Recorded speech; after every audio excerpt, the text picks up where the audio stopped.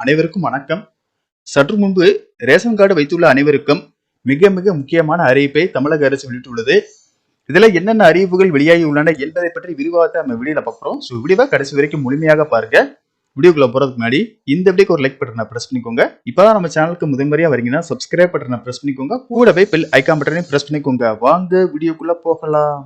தமிழ்நாட்டில் ration card 5 வகைகளாக உள்ளன. மக்களின் பொருளாதார தகுதிக்கு ஏற்ப இந்த குடும்ப அட்டைகள் விநியோகிக்கப்படுகின்றன.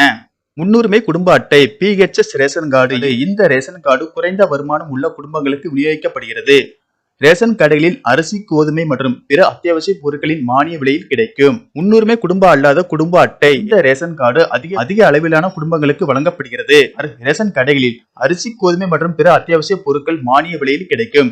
ஆனால் PHS அட்டையை வைத்திருப்பவர்களுடன் ஒப்பிடும் போது அதிக விலை கொடுக்க வேண்டியிருக்கும்.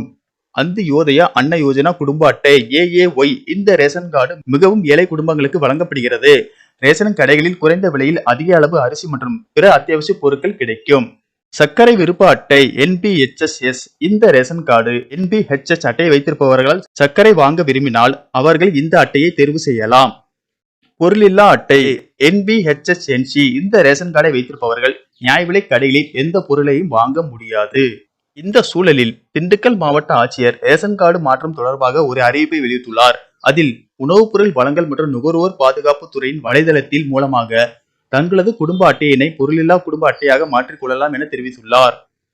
திண்டுக்கல் மாவட்ட ஆட்சியர் வெளியிட்டிருக்கும் அறிவிப்பில் திண்டுக்கல் மாவட்டத்தில் இயங்கி வரும் அனைத்து நியாய விலை கடைகளிலும் அத்தியாவசிய பொருட்கள் பெறாத குடும்ப அட்டைதாரர்கள் அத்தியாவசிய பொருட்கள் பெற விருப்பமில்லை எனில் விட்டு கொடுக்கலாம் என கூறியுள்ளார்.